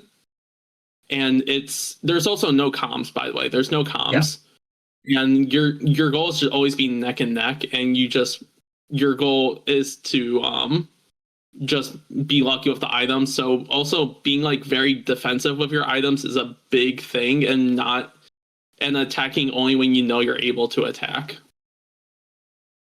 That's really cool to think about it actually, because like I don't do 1v1s because I'll be honest, I'm very much a player that does much better in a team setting. Like I'm god awful at FFA in comparison, but like it's so cool hearing that kind of mindset, that kind of philosophy, because in a way, like kind of compares to like other 1v1 games, like fighting games, like even Smash in a way, like being that kind of like offensive defensive like approach into that. So that's like really cool to think about. Do you have like a preference, like personally for on your end of like do you like the FFA or do you like the 1v1 better? My personal opinion, the 1v1 is more challenging, but I find free FFA like more fun. No, that makes sense actually. Okay, so next question then. What are your goals as an individual? Like just whether that be long term or in the short term, what are your goals as a As a player, I'm really wanting to get into a pro league or a pro team. Um, like I'm willing to take any team, to be honest. I see everybody in ECRC a part of a team or either used to be a part of a team, and that's what I want to do because Mario Kart is my game and I want to get improve on it.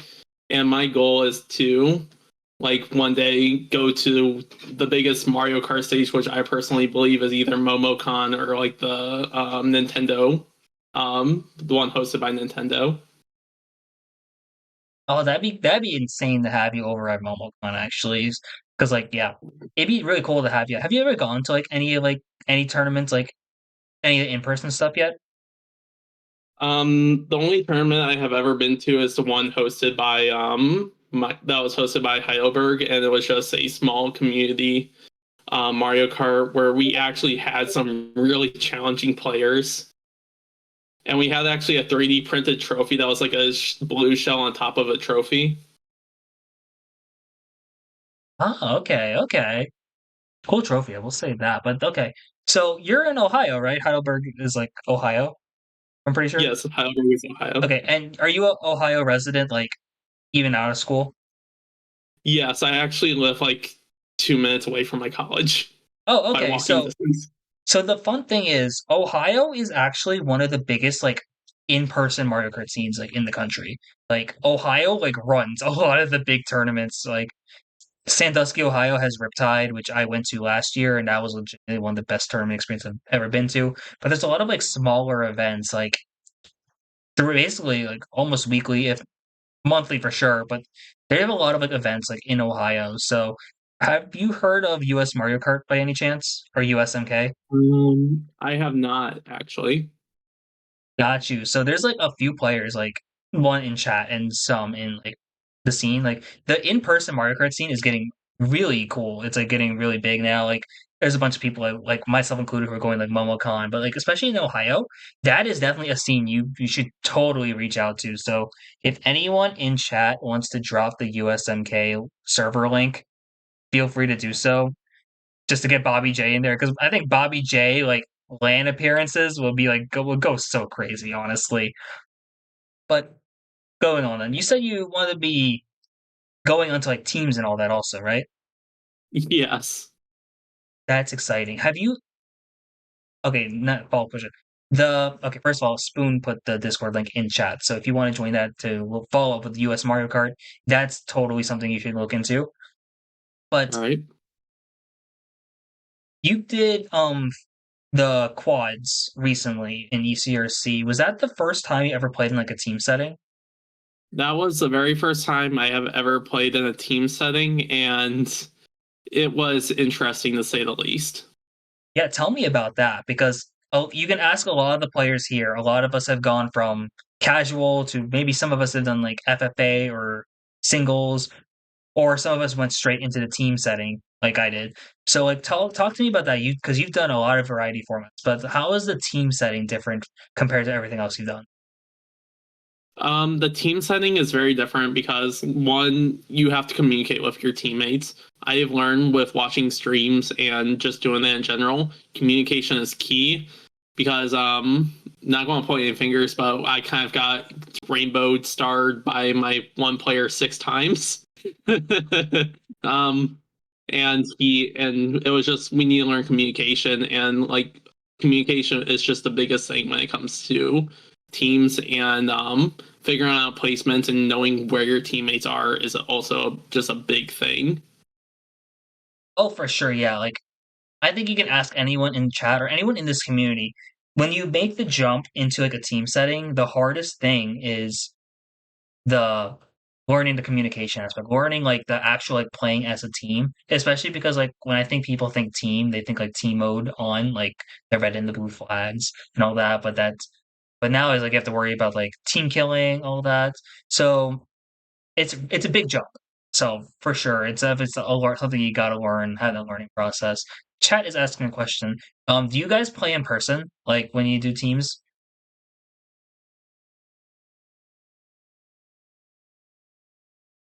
Actually, we don't because we do not have so our space is technically a classroom, and we can't have the space like 24/7, and so the school kind of has to lock it down at some certain points, and we just can't have access to it. So we do it through Discord. That makes sense. Yeah. From what I've noticed, most teams do it over Discord. There are a few. Oklahoma does it in person when they can. Moravian in Pennsylvania does it when they can. But yeah, the vast majority of teams do it over Discord, and like it in a way, it kind of complicates things. Like I don't know if you noticed it, but like when you try to like call for stuff, like there's a bit of Discord delay. So sometimes it's like really weird. Like, oh, I'm going to use my star, but they're already in star. If you ever seen that. Yeah, yeah, I've seen that. Yeah, so would that be your first ever team match or like for Heidelberg as a whole? Do you expect like to jump more into like the team setting stuff for like not just yourself, but like Heidelberg as a whole? Whether that be continuing with fours in ECRC or going potentially into like the 6v6 setting that CKL does? Um, for now, we are going to focus on the 4v4s. But I would like to one day expand upon it and do the 6v6. Oh, that's exciting. I will say that if the moment Heidelberg gets into 6v6 or even becomes full time also in fours, that is going to be incredibly exciting for like pretty much the entire community because like Ohio as a whole is legitimately one of the best like Mario Kart states I can think of. But like they don't have, but we haven't seen like Ohio State come through yet. We saw Cincinnati try to make a team, but it never happened, I think. And then, but to see Heidelberg go do it, that'd be insane. Like, you don't mind me asking, how big is Heidelberg in terms of like student population or all that? Um, that's funny. I can't give you like a really good estimate, but basically we half our school is just football players. Half the school's football players. Okay, good to know. No, that's real. That is such a real thing where it's like, okay, half the school are just athletes. Not saying We that. actually have like three teams of football players, I believe, and they're like categorized as like A team, B team, and C team. Huh? Excuse me? What? So we have like three teams of football players, and and so the first team is labeled as A team, second team is labeled as B team, and the third team is labeled as C team. Okay, that's interesting. I don't think I've ever talked much about college football in this stream, but it's like, whoa, that's the first I've heard of it. That's that's weird. Okay, that's weird. I'm gonna be thinking about that later because like, what? It's even weirder because we are a Division 3 school, That okay? so That we was my can't offer next question. scholarships for athletics. That was my next question because I'm like, huh? They're like, how do you? I'm not even gonna. That's another rabbit hole I'll go down into the future. Now, okay, so Um, to go on to like what you've been talking about, when it comes to like the whole team stuff. If you haven't been aware of, there's a lot of like teams like within like the college community, not really within the college community, but like I was into like the broader competitive scene that are looking for players. So like MK University is a team made up of all college players from across the US. They're making a second team called MK College. There's a group called Interstellar, which there's like three teams on there, and like they have a team that's like really aimed at like the newer players as well. There's another organization, Buzz, which has there's a first team, then there's a second team, and then there's a third team that also aims at new players. So really, if you ever want to like look into like going into like the richer competitive scene, there are a ton of stuff, and there's a bunch of people like within this community who are who be willing to like invite you over. So don't be afraid to reach out whenever you get a chance. All right, Okay, I'm down for that. would be happy to see you play in like that setting as well. Okay, so next question: what's your plan as a player? Like once the ECRC season ends, like what's the off season thing for you? The off season thing for me is to focus on school. I plan on doing some summer classes and stuff, but I'm also planning on going ham on some Mario Kart, like always. My goal is to try and be, I would say, between like 18 VR or 20 VR by the end of the season, or by the end of summer. Oh, that's a good 20,000, by the goal. way. That's a good goal, I think, honestly. Yeah. I think, like, yeah, having the VR help will definitely be good for you just to get the extra experience. How often are you like practicing, like, out of curiosity? Because I remember seeing the jump from 10K to 11K like fairly quickly, and also seeing that you're playing on like your school Switch too. So, how long have you been playing, or how often are you playing when you get a chance? um, that's a dangerous question for me, but I there'll if I have the free time, there'll be weeks where I practice between like 20 and 24 hours a week. Can you repeat that again? Can you repeat that again? I'll be I will be about 20 or 24 hours a week. Give me a second to process that. Oh my god, 20, Um 24 hours a week. when I was at Terra State, I had a lot of free time, and so I would just go to our esports room and just constantly practice and get some homework done. And I would, and sometimes, and this is literally just with looking at how many like hours I gained on the Switch. So that is play time. I would have gained about 20 hours a week sometimes. Oh my. Yeah, I will tell you that even when I was like heavy in my like prime playing like really seriously, I don't think I ever hit 20 a week. Or at least not consistently. So that's impressive. Like granted 20 and then like 24, 25. Like, oh my. Okay.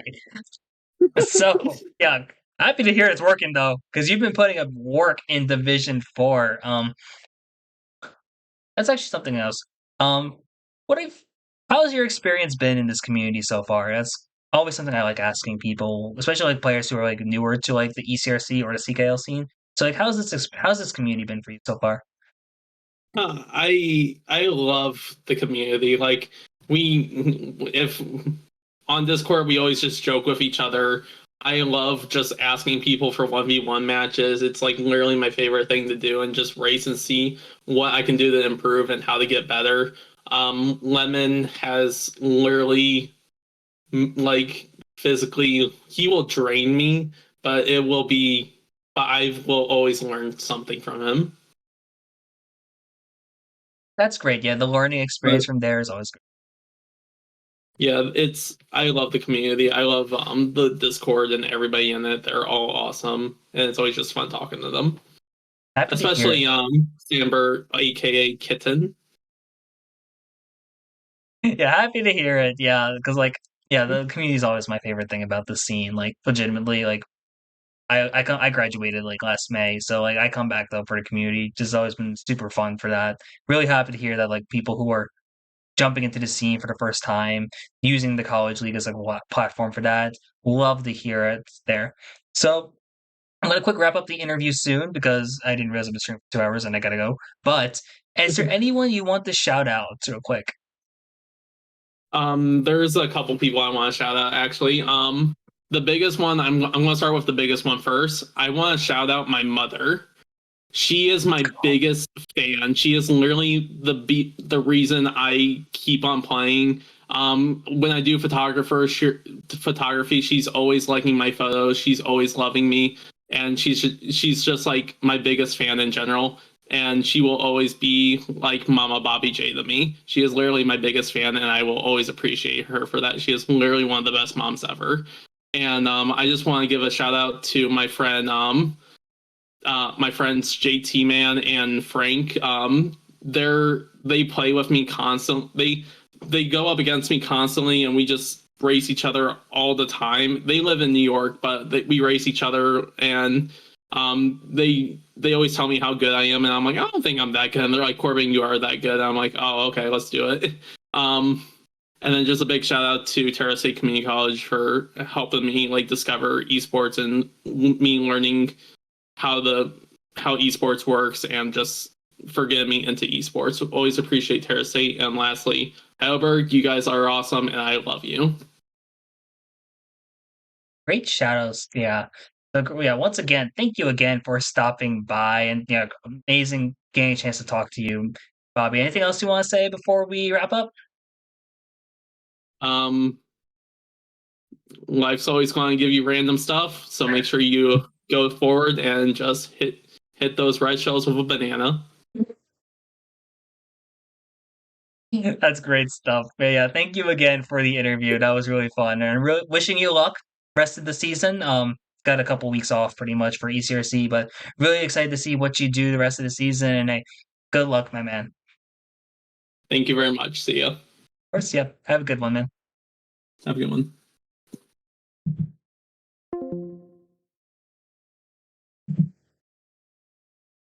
Okay, that's gonna wrap up stream to that for that day. So yeah, great interview from Bobby J. So I've been really happy. But hey, thank you guys once again for tuning in for another episode of CK 101.